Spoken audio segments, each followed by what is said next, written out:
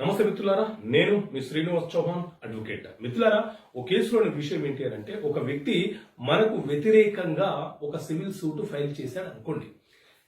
ఒక civil suit file చేసి మనకు నోటీసులు రాకుండా చేసి న్యాయస్థానం ద్వారా ఎక్స్ పార్టీ ఆర్డర్ తీసుకున్నాడు. మనకు ఆ విషయం తెలియదు.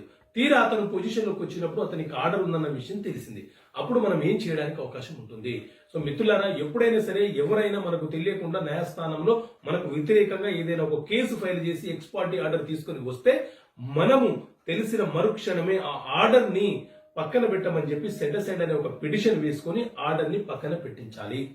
లేదా కోర్టు సెట్ అసైడ్ పిటిషన్ ని అలౌ చేయకపోతే మనము పై కోర్టులో అప్పీల్కి వెళ్లి ఆ ఆర్డర్ మీద స్టే అడిగే ప్రయత్నం చేయాలి. లేకపోతే వాళ్ళు ఆర్డర్ పొందిన వ్యక్తులు మనం నష్టపరిచే ప్రమాదం ఉంటుంది. తస్మత్ జాగ్రత్త. జై హింద్.